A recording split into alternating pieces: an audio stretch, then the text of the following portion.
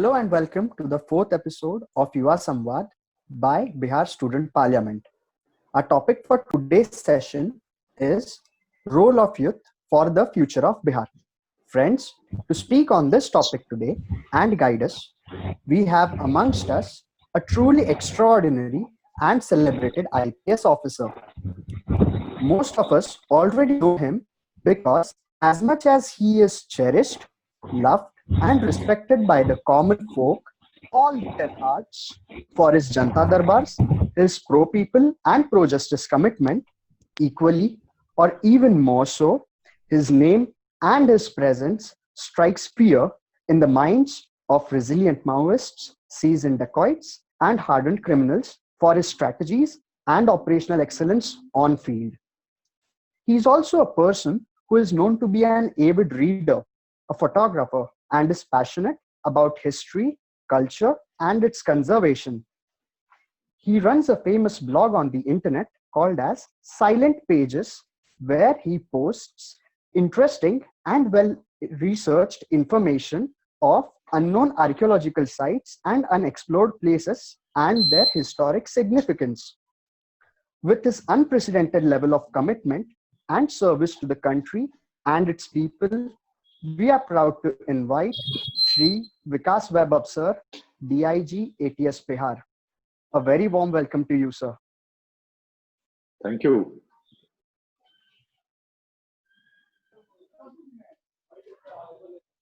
Yes, sir. Over to you, sir. चलिए सबसे पहले a very good evening to all of you जो लोग सुन रहे हैं या बाद में भी जो सुनेंगे. Good evening sir. जो टॉपिक है role of youth for the future of Bihar. जो हम लोग बात कर रहे हैं फ्यूचर की, तो भविष्य कैसा होगा, तो कहीं ना कहीं प्रारंभ यही है कि हम चिंतित हैं अपने वर्तमान से. हम चिंतित हैं वर्तमान परिस्थिति से, इसीलिए हम विचार कर रहे हैं कि फ्यूचर कैसा होगा और उसमें युवाओं की क्या भूमिका हो सकती है. मुझे याद आता है, मैं पटना में हूँ. पटना की जब पुरानी चीजों को याद करता हूँ तो मेगास्थनीज का बराबर याद आती है. मेगास्थनीज जैसा सब लोग जानते हैं, उस समय मौर्य काल में पाटलिपुत्र में रहने का उनको अवसर मिला. ग्रीक थे, उन्होंने काफी चीजें लिखी थी और इंडिका के नाम से पुस्तक संकलित थी, जिसके कुछ अंश अब मिलते हैं. उन अंशों में पाटलिपुत्र का जो वर्णन है, उसका इतना अच्छा वर्णन किया गया और बताया गया कि तत्कालीन समय में विश्व में पाटलिपुत्र सर्वश्रेष्ठ नगर था. अब ये कल्पना कीजिए, आज हम लोग भविष्य की बात कर रहे हैं. उस समय भी किसी ने अगर भविष्य के बारे में सोचा होगा तो जो नगर उस समय अग्रणी रहा हो, सर्वश्रेष्ठ रहा हो, तो भविष्य कैसा होगा अगर उस समय के युवा सोचते, तो निश्चित क्या सोचते बहुत अच्छा होगा, बहुत ही उत्कृष्ट होगा. जैसे आज हम सर्वश्रेष्ठ हैं, कल भी सर्वश्रेष्ठ रहेंगे. परंतु आज जब वर्तमान को देखते हैं, उसकी कल्पना, उसकी तुलना उस समय से करते हैं, तो क्यों नहीं जो प्राकृतिक उत्कर्ष एक नगर का होना चाहिए था हुआ, निश्चित रूप से हमें सोचने पर विवश करती है. और यही कारण है कि आज इस प्रकार के कार्यक्रम बिहार छात्र संसद के माध्यम से हम लोग आज इस पर बात करने के लिए एकत्रित हुए हैं.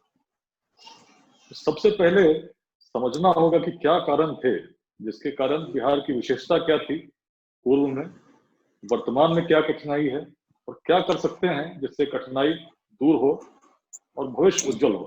हर व्यक्ति चाहता है भविष्य बहुत उज्जवल हो. समस्याएं जब आज हम देखते हैं तो बहुत समस्याएं हैं, अनगिनत समस्याएं हैं. पूरे भारत में अनेक क्षेत्रों में, बिहार में आज भी संघर्ष जारी है और युवाओं का इससे सामना कहीं ना कहीं होता है. जब शिक्षा की बात कर लीजिए तो उच्च शिक्षण संस्थानों के लिए बिहार से बाहर यात्रा करते हैं. जबकि आप याद करेंगे, एक समय ऐसा था जब चीन से, तिब्बत से, श्रीलंका से, कोरिया से, जापान से, इन क्षेत्रों से लोग बिहार में पढ़ने आते थे. और आज बिहार का युवा अगर बाहर जाता है तो अगर सोचिए, जो विश्वविद्यालय ऑक्सफोर्ड से पहले, कैम्ब्रिज से पहले थे, अगर प्राकृतिक रूप से इवॉल्व होते रहते तो आज हम कहाँ रहते. तो सबसे पहले मैं बात करूंगा प्राचीन बिहार क्या था.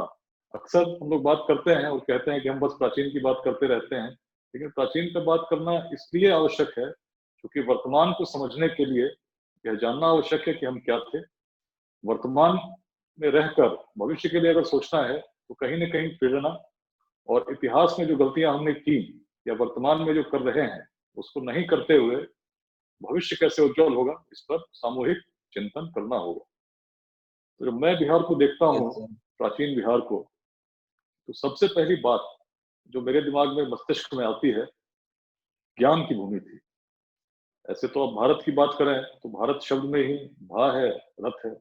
भा का अर्थ होता है ज्ञान और रथ का अर्थ होता है उसमें लीन होना। तो ज्ञान की भूमि तो पूरा देश है, लेकिन उस भूमि में अगर उत्कर्ष को हम देखते हैं तो वेदों को माना जाता है प्राचीन काल में कि ज्ञान का भंडार था, स्रोत था, जिसने बहुतों को प्रेरित किया। आज भी अक्सर हम बातें करते हैं, लेकिन वेदों में भी जो उत्कृष्ट चीज मानी गई वो थी वेदांत। और वेदांत की भूमि अगर हम देखते हैं, अब वेदों को पढ़ेंगे तो वेदांत यहीं बिहार में ही उसका उदय हुआ। सारे चिंतक उस समय के, चाहे याज्ञवल्क्य रहे हों, जनक रहे हों, अष्टावक्र रहे हों, और उससे भी अच्छी बात कि उस समय जो महिलाओं का जो हम लोग सभाओं में आना जाना देखते हैं, उसके उदाहरण वेदांत में मिलते हैं। इसमें गार्गी की बात हो, चाहे कात्यायनी की बात हो, ये बड़ी एक अलग सभ्यता के गुण दिखते हैं बिल्कुल प्राचीन काल में, जो बताती है एक ज्ञान की भूमि थी। वेदांत के बाद आते हैं तो बौद्ध दर्शन आप देख लीजिए, उसका प्रभाव आज भी विश्व के अनेक स्थानों में उसी प्रकार जीवंत है। दर्शन, उसके बाद आप जैन धर्म देख लीजिए, उसके उदय भी इसी बिहार में होती है। उस प्रकार से अगर देखते हैं तो एक तो धर्म की बात हो गई, विश्वविद्यालयों की स्थापना, नालंदा हो, विक्रमशिला हो, उदंतपुरी हो, पूरे बिहार में इतने बिहार थे। और बिहार में लोग क्यों रहते थे? ज्ञान अर्जित करना चाहते थे, अपने लिए भी, सामाजिक हित में भी। तो इस प्रकार की हमारी भूमि रही। अब आज के अगर परिप्रेक्ष्य में देखें, उसकी बात मैं आगे करूंगा, पहले मैं पूर्व की विशेषता में ज्ञान के बाद जो दूसरी बात हम देखते हैं, शौर्य की भूमि थी। एक समय ऐसा था जब टेक्निक्स, प्रौद्योगिकी इतनी विकसित नहीं थी। आज हम लोग डिजिटल माध्यम से बात कर रहे हैं, उस समय संचार के माध्यम भी नहीं थे। अगर कोई संदेश भी भेजना होता तो आप समझ सकते हैं किस प्रकार से लोग जाते होंगे, यात्राएं करते होंगे संदेश लेकर। लेकिन उस समय में जो आज का भारत है उससे कहीं बड़ी सत्ता, और उसका केंद्र यही पाटलिपुत्र, और पाटलिपुत्र में बैठकर बहुत सुदृढ़ सत्ता का संचालन हो रहा था, संभव था हमारे पूर्वजों के द्वारा, जिसके चिन्ह आज भी अफगानिस्तान चले जाएं, पाकिस्तान चले जाएं, जो क्षेत्र थे कभी भारत के अंदर थे, उनमें मिलते हैं। सम्राट अशोक के शिलालेख मिलते हैं। तो इस प्रकार से अगर देखेंगे तो मौर्य काल के इतिहास की बात हुई, उससे भी पहले जाते हैं तो महाभारत हम पढ़ते हैं। महाभारत में स्वयं भगवान श्री कृष्ण कहते हैं कि जरासंध की कितनी शक्ति थी। किसी ने अपना माइक ऑफ कर लें, आवाज आ रही है, दिक्कत हो रही है। तो जब बात करते हैं तो महाभारत में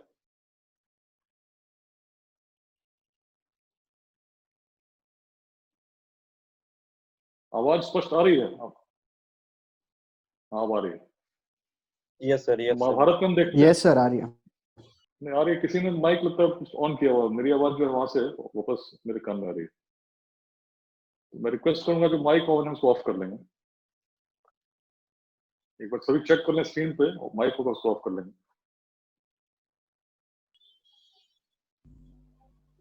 तो जरासंध की उतनी शक्ति थी जिसका वर्णन स्वयं महाभारत में मिलता है। और उसके बाद जब हम आते हैं तो आप देखेंगे गुप्त काल तक किस प्रकार से बिहार में एक सत्ता का केंद्र के रूप में बिहार ने भारत के इतिहास को परिभाषित किया। उसके बाद अगर उसके कारण हम देखेंगे तो बिहार में बड़ी अजीब चीज थी। जैसे बाकी जो राज्य थे उसमें आप देखेंगे शासक क्षत्रिय होगा, इस प्रकार की व्यवस्था रहती थी, परंतु बिहार में जब उदय हुआ तो कहीं ना कहीं एक भावना ऐसी थी जिसमें हर वर्ग के लोग, जिनकी सक्षमता थी, क्षमता थी, उन्होंने अपना स्थान ग्रहण किया। अब नंद वंश को देखेंगे तो आप सभी जानते हैं। उसके बाद जब चाणक्य के समय एकत्रित हुआ भारत, साम्राज्य की स्थापना हुई, तो चंद्रगुप्त का चयन उन्होंने किसी जाति विशेष या वर्ग विशेष को देखकर नहीं किया, सामर्थ्य के अनुसार किया। एक बालक में उनको क्षमता दिखी कि भारत का सम्राट बन सकता है, और ये सोचते हुए बिना किसी अन्य भाव के उस क्षमता को देखते हुए उन्होंने ग्रहण किया, आत्मसात किया, और बिहार का इतिहास, भारत का इतिहास परिवर्तित हुआ।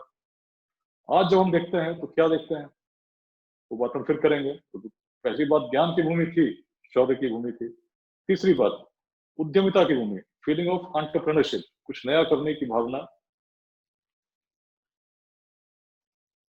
और जब हम देखते हैं किस प्रकार से बिहार का प्रभाव उस समय विश्व में था, तो आप देखेंगे बिहार के व्यवसायी दक्षिण पूर्व एशिया चले जाएं, वहां के सारे अभी भी उनके निशान मिलते हैं।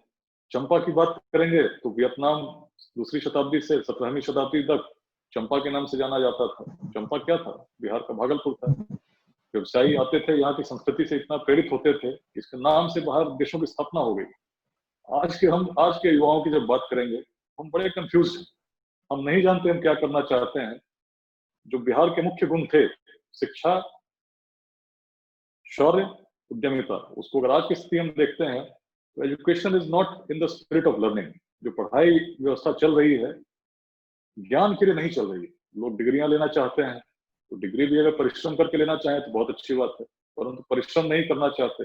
अधिकांश लोगों को आप देखेंगे एक प्रकार की भ्रांति है, किसी माध्यम से डिग्री मिलनी है। अरे भाई, परिश्रम करोगे तो निश्चित रूप से ज्ञान मिलेगा, और ज्ञान कभी व्यर्थ नहीं होता। कुछ ना कुछ माध्यम निकलता है जिससे आप एक जीविका उपार्जन तो कर ही सकते हैं, समाज में भी योगदान दे सकते हैं। परंतु जो डिग्री किसी जुगाड़ से मिलेगी वो ना तो आपके काम आएगी ना समाज के हित में रहेगी। लेकिन लोग अनेक प्रकार के माध्यम का प्रयोग करते हैं। अक्सर मैंने इन चीजों की चर्चा की है कि किस प्रकार से जब मैं आईआईटी में पढ़ता था, जब तैयारी कर रहा था, पेपर्स लीक हो गए, केंद्र बिहार था। बाद में जब आईआईटी गया तो देखा कुछ छात्र पकड़े गए, दूसरों की जगह पर परीक्षा लिखते थे, बिहार के थे। यहाँ पर जब देखता, जब पुलिस में आया, तो मैट्रिक की परीक्षाओं को जब आयोजित करना पड़ता, किसी अन्य राज्य में इस प्रकार से पुलिस की ड्यूटी नहीं लगती जिस प्रकार से बिहार में एक तनातनी का माहौल रहता है, विधि व्यवस्था की समस्याएं हो जाती हैं। मुझे याद आता है 2005 में दानापुर में एएसपी था, अचानक गोलियां चलने लगी, थाने में बैठा था, तो पता चला परीक्षा केंद्र पर गोलियां चलानी पड़ गई। क्यों है? कहीं ना कहीं जो विरासत थी ज्ञान की, उससे भटकते जा रहे हैं।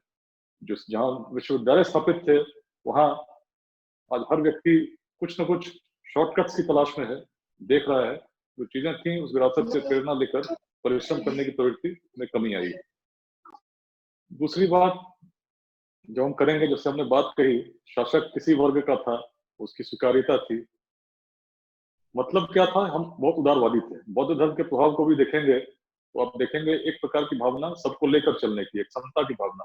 कोई भी व्यक्ति बन सकता है, वर्ग विशेष का स्थान नहीं है। इस बिहार की भूमि ने देखा था, तब उदय हुआ, पूरे विश्व में फैला।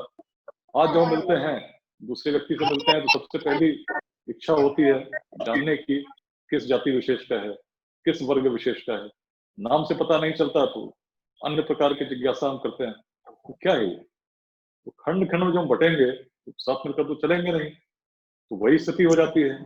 हम एक दूसरे के खिंचाखिंची में व्यस्त रहते हैं और आगे नहीं बढ़ते हैं। तो जब आगे बढ़ना होगा तो देखना होगा राजनीति में भी सामर्थ्यवान लोग आए, ऐसे लोग आए जो समाज के हित में सोचते हैं।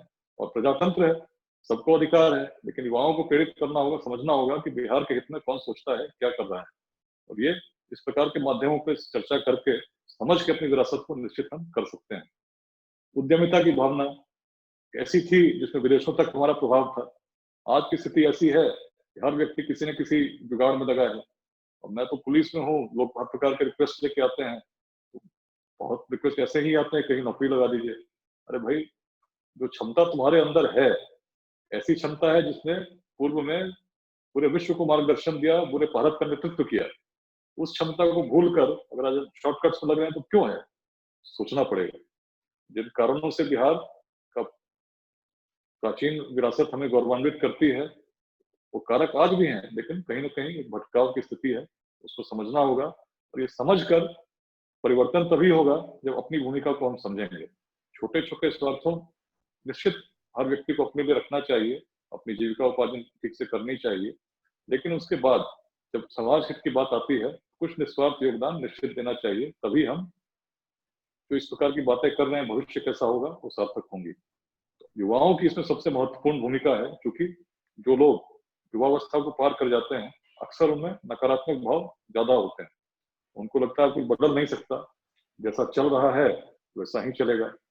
लेकिन युवा मन में असीम कल्पना होती है, कुछ नया करने का सामर्थ्य होता है। इतिहास जब भी परिवर्तन देखा है, किसी न किसी युवा को ही उसने माध्यम बनते देखा है। चाहे हम चंद्रगुप्त की बात कर लें, चाहे हम शिवाजी महाराज की बात कर लें, ये सभी ऐसे व्यक्ति थे जिन्होंने युवावस्था में ही एक निर्णय लेते हुए योगदान दिया। तो युवाओं की सबसे बड़ी भूमिका ये है समझने में कि क्या दिक्कत थी, क्या कारण थे जिसके कारण बिहार पूर्व में ऐसा था, और आज अगर नहीं है जो प्राकृतिक उत्कर्ष, जैसे मेगास्थनीज ने उस समय जो कहा उसका उत्कर्ष हुआ होता तो आज हम कहाँ रहते हैं। अगर नहीं है उसके कारण क्या है, उसको मुख्य रूप से जब मैं देखता हूँ तो शिक्षा पे ध्यान देना होगा। Education in the spirit of knowledge, केवल परीक्षाएं पास करने के लिए शिक्षा नहीं हो, लोग ज्ञान के लिए अर्जन करें और ऐसे व्यक्तियों का हम निर्माण कर सकें जिसमें ओरिजिनल थिंकिंग की कैपेसिटी हो, मूल सोच।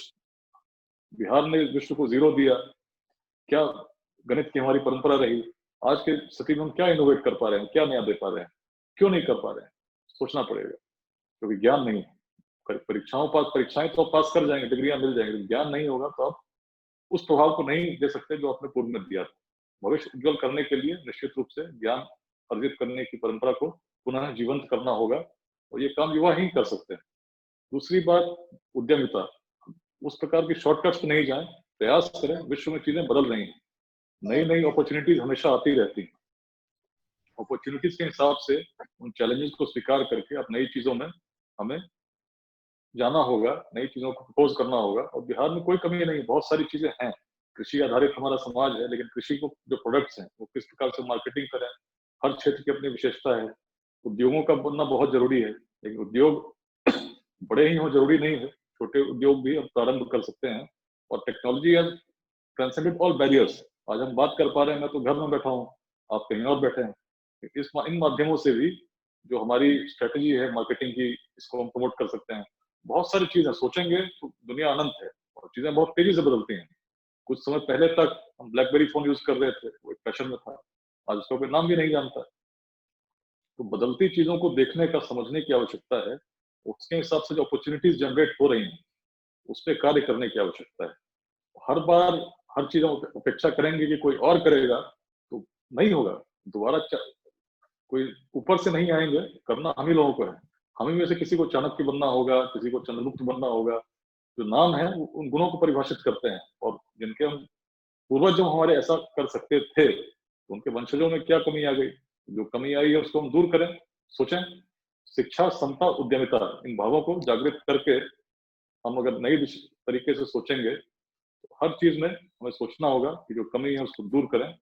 और निश्चित रूप से अगर हम ऐसा करेंगे, मन में सकारात्मक भाव उत्पन्न होंगे, और 1 से बढ़ के 2, 2 से बढ़ के 5, इस प्रकार से जब भावना को हम फैलाएंगे तो परिवर्तन निश्चित होगा। तो यही मैं मूल रूप से कहना चाहता हूँ। शेष प्रश्नों के लिए मैं स्वागत करता हूँ, जो भी प्रश्न आपके मन में हो उस पर हम लोग कुछ मिलकर चर्चा कर सकें। धन्यवाद।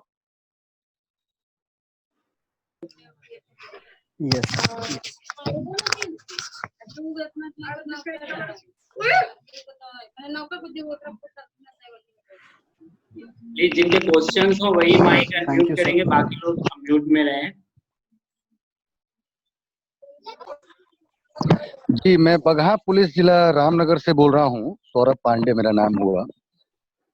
जैसा कि हम लोग बहुत पुराने समय से देख रहे हैं, यहाँ पर शिक्षा की व्यवस्था जो है अभी तक सुदृढ़ नहीं हो पाई है। इसमें युवाओं की भूमिका शुरुआत से ही रही, लेकिन अब तक ऐसा न होने के पीछे क्या युवा ही उसका जिम्मेदार है, या कहीं ना कहीं प्रशासनिक और राजनीतिक व्यवस्थाएं भी इसके लिए जिम्मेदार हैं?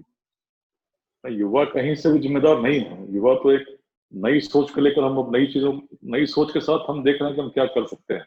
जो चीजें आई उसके बहुत सारे कारण हैं, जो नाम आपने लिए निश्चित रूप से वो कारण भी हैं। हमें यहाँ सोचना होगा कि सुधार हम कैसे कर सकते हैं।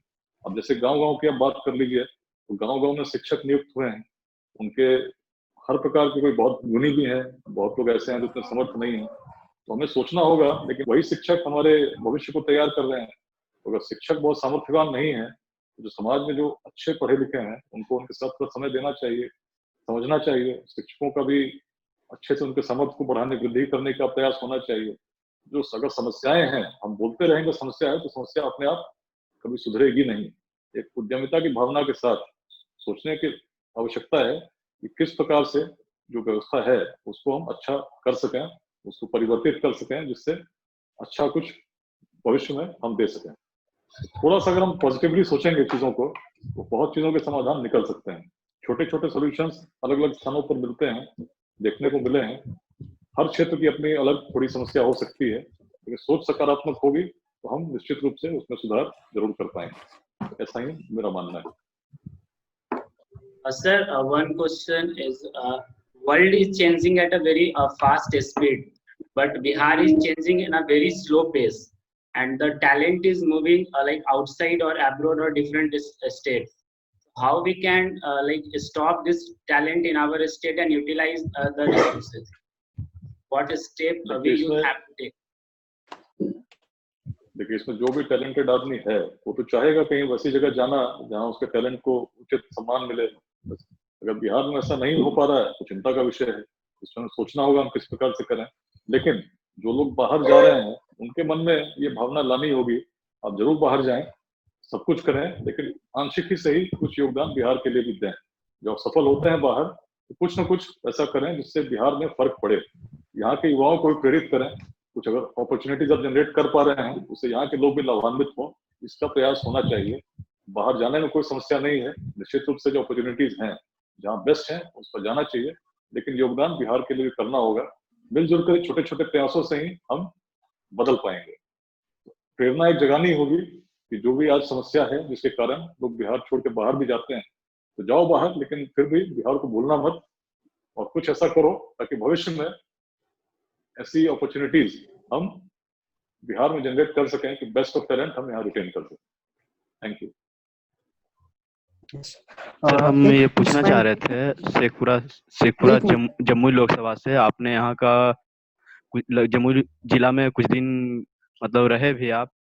हम ये जानना चाह रहे थे सर कि जो जिस तरह से अभी नया मामला आया बॉलीवुड में नेपोटिज्म का, उस तरह से राजनीति में भी आ गया है, हो गया है। इस तरह से कैसे युवा अपना मतलब अथी कर पाएगा? देखिए, इसके बारे में कुछ जानना चाह रहे थे। तो बिल्कुल आपने अच्छा प्रश्न किया। हम लोग प्रजातंत्र में हैं। सबसे बड़ी बात, जो सबसे बड़ी शक्ति है, सामर्थ्य हमारा यही है। अगर युवा मिलजुल कर इस प्रकार की भावना उत्पन्न कर पाते हैं कि ऐसे नेता हम वही लोग चुने जाएं जो राज्य हित में सोचते हों, प्रजातंत्र में क्या नहीं बदल सकता। आपने देखा किस प्रकार सत्ताएं बदल जाती हैं। अच्छी भावनाओं को हम जगह, अच्छे लोग राजनीति में, इसकी भी आवश्यकता है। और ये बात प्रजातंत्र में सबको स्वतंत्रता है, कोई भी आ सकता है। तो इसमें एक भावना जगाना, समस्याएं थी, पूर्व से प्रेरणा लेना है, वर्तमान को समझना है। और ये भावना, जैसे इस प्रकार के मंच हैं, इस प्रकार के और भी बहुत सारे मंच हैं जिसके माध्यम से परिचर्चाएं होती हैं।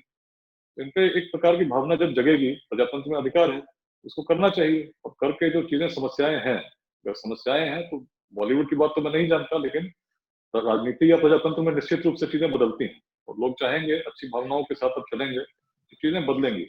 कभी भी अगर हम कहते रहें कि पूरा अंधकार है, तो अंधकार स्वतः दूर नहीं होगा।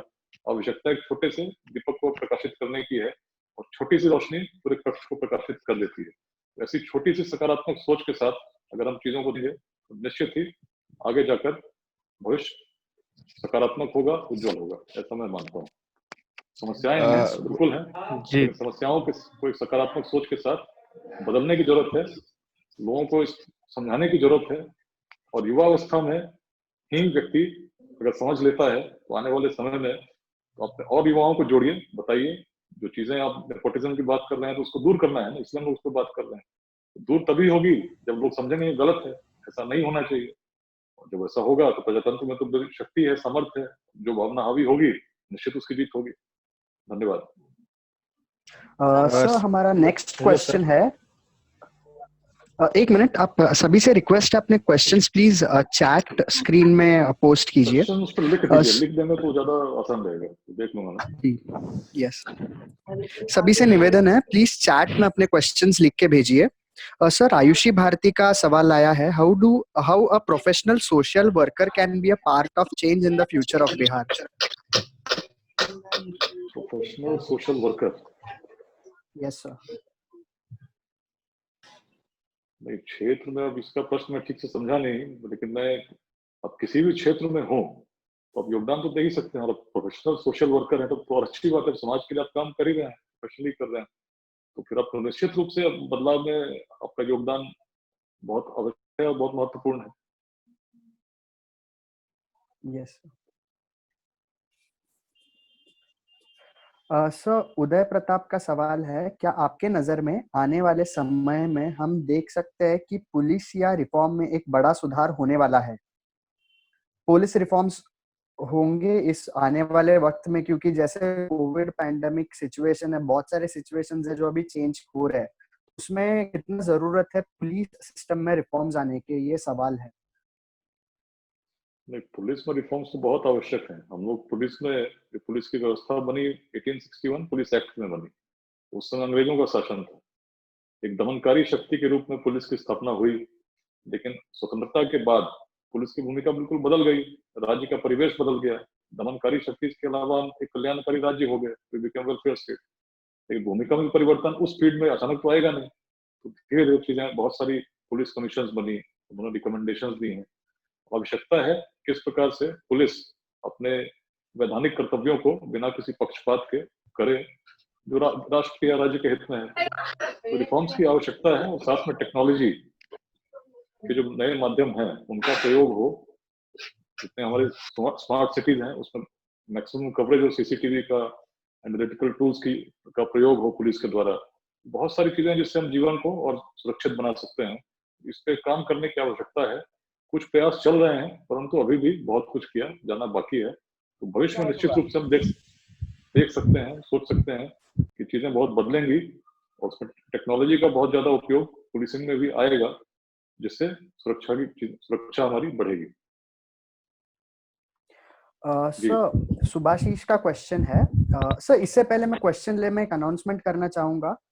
जूम ने हमारा मीटिंग का जो लिमिट है वो कैप किया है, और शायद अगले 5 मिनट्स में हमारा मीटिंग ऑटोमेटिकली एक्सपायर हो सकता है। तो आप सभी से निवेदन है कि अगर मीटिंग एक्सपायर हो तो वापस उसी लिंक पे क्लिक करके वापस आप हमसे जुड़िए।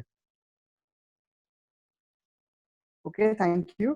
सर, तो हमारा नेक्स्ट क्वेश्चन था सुभाशीष की तरफ से, जहां हम आज है और जैसे कि एजुकेशन और इंडस्ट्री की हालात है हमारे बिहार में, तो उसमें कास्ट और रिलीजन का कितना इफेक्ट है, और अगर इफेक्ट है तो हम मिनिमाइज कैसे कर सकते हैं इसे? नहीं, तो यही बात तो मैंने कही ना कि हम समता की भावना में जगाना होगा। बिहार के पास को जो हम देखते हैं, तो हम देखते हैं कि जो शासक वर्ग था जिसमें इतना संघर्ष था, उसमें भी कोई भी आ सकता था। ऐसा नहीं था कि कोई क्षत्रिय नहीं राज्य करेगा, और तब हम साम्राज्य का निर्माण कर सके। तो आज हमको समझना होगा, जब छोटी छोटी बातों में, छोटे छोटे वादों में ग्रसित होंगे तो कैसे बढ़ेंगे। मन से संकीर्णता को निकालना होगा, और जो भी व्यक्ति छोटे छोटे खंडों में बांटने की बात करता है वो राज्य के हित में बात नहीं कर रहा है। इसको समझना होगा।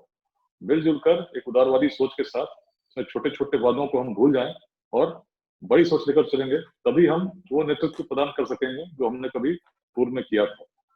समझना होगा, समझाना होगा। नहीं समझेंगे तो फिर वैसे ही चलता रहेगा, तो फायदा क्या बात करने से। समस्या है, बहुत भयानक समस्या है, लेकिन दूर तभी होगा जब हम लोग मिलजुल कर इस पर चिंतन करेंगे और संकल्प लेंगे कि इस समस्या को हटाना है, ये करना होगा। नहीं करेंगे तो भविष्य नहीं बदलेगा। बहुत स्पष्ट।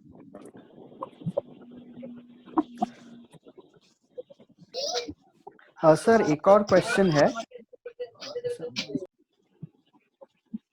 आप सभी से रिक्वेस्ट है, प्लीज माइक्स म्यूट कीजिए। ओके सर, हमारा नेक्स्ट क्वेश्चन है, शिक्षा, उद्यमता और शौर्य हमारी धरोहर है। हेलो जी, सुनो। यस सर, शिक्षा, उद्यमता और शौर्य हमारी धरोहर है, पर कहीं वक्त के साथ ये कहीं हमसे बिछड़ गई। बट अभी युद्ध के पास ये तीनों पावर्स है, शिक्षा, उद्यमता और शौर्य। बट कई बार जब युद्ध जब प्रोग्रेस करना चाहते हैं तो ऐसे दिखाता है कि जो ऊपर ओल्डर जनरेशंस है वो कहीं युद्ध को सप्रेस करने को देखते हैं, कि कहते हैं आप ये नया क्यों कर रहे हो, आपके बाप दादा ने ये सब नहीं किया, आप क्यों नया कुछ कर रहे हो। तो इसके साथ युद्ध कैसे डील करे सर, मतलब जहां बेसिकली उन्हें सपोर्ट ना हो।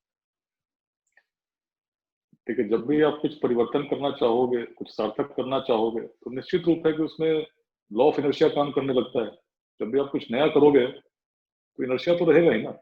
लेकिन अगर सोच अच्छी हो, मन में सोच प्रबल हो, सकारात्मक हो, तो वो सोच धीरे धीरे अपना स्थान बना लेती है।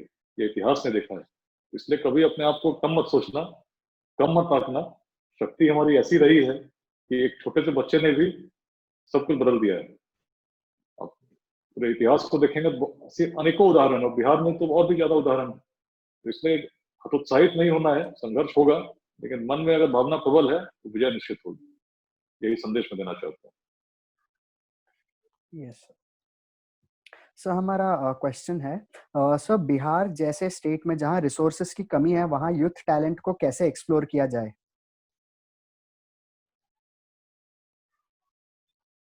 देखिए, इसमें अलग अलग सिस्टम्स होंगे, हो सकती हैं। तो सरकारी सिस्टम तो है ही, इसमें करना है। बाकी एक्सप्लोर कैसे किया जाए, तो एक्सप्लोर करना, टैलेंट तो हर जगह है ही, इसमें बहुत लोगों का रोल आ जाता है। इसमें हम लोगों का भी रोल आता है जो लोग समर्थ हैं। तो मुख्य रूप से अगर आप देखें तो इसको अगर बहुत छोटी भाषा में डिफाइन किया जाए तो अब यही कहना होगा कि जो लोग आगे बढ़ चुके हैं रेस में, उनका दायित्व बनता है देखने का कि जो पीछे छूटे हैं उनको कैसे हम आगे ले चलें। सामूहिक रूप से चलना होगा, चाहे जो राजनेता हो लोकल, उनको भी सोचना होगा, जो जनप्रतिनिधि हैं उनको सोचना होगा, जो टीचर्स हैं स्कूल में उनको भी सोचना होगा। एक मिलजुल कर एक कल्चरल चेंज उस तरह का आना होगा कि भाई जो सक्षम व्यक्ति है उसको उसका अधिकार मिल सके, तो अपने क्षेत्र में जा सके। इसका अवरोध कैसे हम दूर करें, इस पर चिंतन करना होगा, सभी की भूमिका है। छोटे सी बात वही हुई, जो आगे बढ़ चुके हैं उनको देखना होगा, जो पीछे छूटे हैं वो कैसे लेकर आगे चले। सर, हमारा अगला क्वेश्चन है सर, जो हिस्टोरिकल साइट्स है बेसिकली वो आजकल खंडहर की तरह रहते हैं सर, तो इनके रेस्टोरेशन के लिए या फिर इनको बेहतर बनाने के लिए हम क्या कर सकते हैं? क्योंकि इनके अंदर टूरिज्म प्लस हमारे हिस्ट्री और कल्चर का ट्रेमेंडस पोटेंशियल है, तो सर हम इस पावर को कैसे हार्नेस कर सकते हैं? समझना होगा। और सबसे जैसे अब आप जाएंगे कहीं भी घूमने किसी हिस्टोरिकल स्पॉट को, तो क्या मिलता है? प्रेरणा को संजीव से प्यार होगा, बहुत अच्छी बात होना चाहिए, लेकिन इसको हिस्टोरिकल मॉन्यूमेंट पर लिखने की जरूरत तो नहीं है। लेकिन क्या दिखेंगे, इस प्रकार के शब्द आपको दिखे हुए मिलते हैं। भाई जो भी आदमी अगर कभी ऐसा देखे कि उसके सामने कोई इस प्रकार के विरासत को नष्ट कर रहा हो, तो उससे आवाज उठानी होगी, समझाना होगा। केवल सोचने से नहीं होगा, इसको करना होगा, अमल में लाना होगा। और विरासत से निश्चित रूप से एक गौरव की अनुभूति होती है। और बिहार में तो हर गांव में विरासत फैला हुआ है। अब कहीं भी घूमने जाएंगे तो आसपास आपको पता चलेगा कि कोई ना कोई स्थान बहुत ऐतिहासिक बिल्कुल बगल में है। अब बिहार में कहीं भी घूमेंगे, एक दृष्टिकोण से देखेंगे, पूरे पटना में ही आप घूम लें तो बहुत स्थानों पर इतिहास बिखरा पड़ा है, लेकिन उसकी सुध लेने वाला कोई नहीं है। तो हमें समझना होगा चीजों को। और कहीं ना कहीं जब इस प्रकार के फोरम में हम बात कर रहे हैं तो जन भावना विकसित करने की बात कर रहे हैं। उस जन भावना को विकसित करना होगा, जो लोग नहीं समझते हैं उनको समझाना होगा।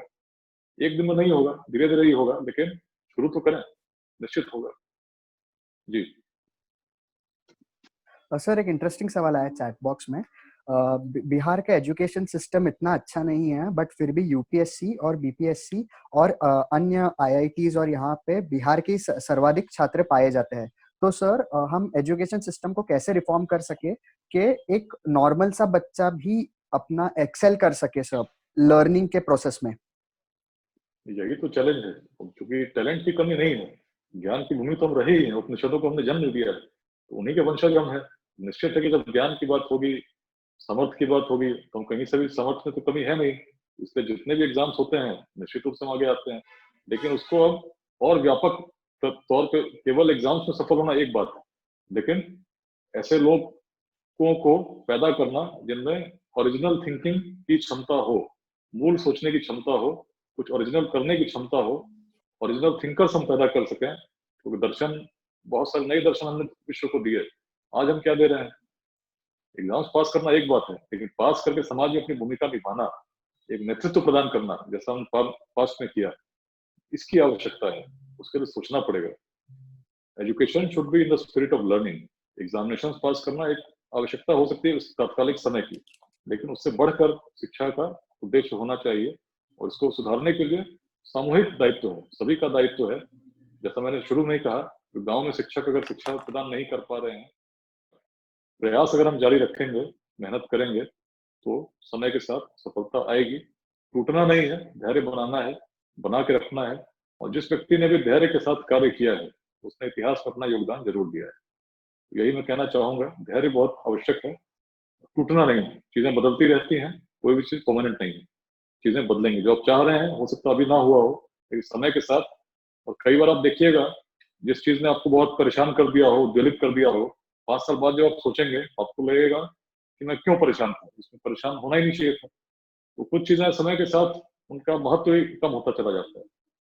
तो बिल्कुल ऐसा नहीं हो कि आपको लगे बिल्कुल सब नष्ट हो गया। बदलेंगे चीजें, सकारात्मकता के साथ जीवन में अपना योगदान देते रहिए। जी सर एक और सवाल है सर, ये सिर्फ बिहार तक सीमित नहीं है, ये कंट्री वाइड देश भर के लिए ये सवाल रहेगा। सर वुमेन सेफ्टी और वुमेन एम्पावरमेंट के लिए हम क्या क्या स्टेप्स ले सकते हैं? देखिए, सबसे पहले तो इसको मैं कहूंगा, बिहार में बहुत प्राचीन काल में उदाहरण मिलते हैं जब महिलाएं सभाओं में जाती थी, उपनिषद में मिलते हैं, बाद में आप जाएंगे तो मंडन मिश्र के समय भी मिलता है, वादी शंकराचार्य आए थे। तो एक परंपरा रही है, तो उसमें आज कहीं ना कहीं कमी है, तो मानसिकता को बदलना होगा, सोचना होगा। और इस प्रकार के जो लोग हैं, जैसे कॉलेज में भी लोग जाते हैं तो ऐसे छात्र जरूर मिलते होंगे जो अजीब टिप्पणी करते होंगे, उसको टोकना होगा, समझाना होगा, भाई गलत करो, इस तरह से नहीं चलती चीजें। हमें यह सुनिश्चित करना होगा किसी भी महिला को कहीं अगर बाहर निकलती हैं, कोई समस्या नहीं है, उनका जो भी टैलेंट है उसमें पूरी डेवलपमेंट की अपॉर्चुनिटी उनको मिले और कोई अवरोध नहीं।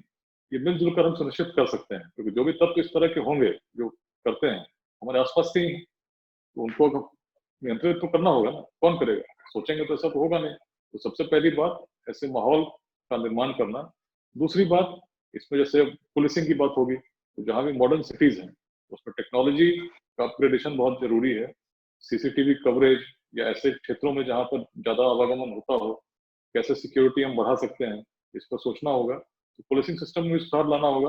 और ओवरऑल चीजें तभी बदलेंगी जब एक सामाजिक रूप में अवेयरनेस और जो चीजें हैं उसको हम मिलजुल कर समझाएं, जो लोग भटक गए हैं उनको रास्ते पे लाएं, चीजें बदलेंगी और निश्चित बदलेंगी। जी सर एक क्वेश्चन उदय।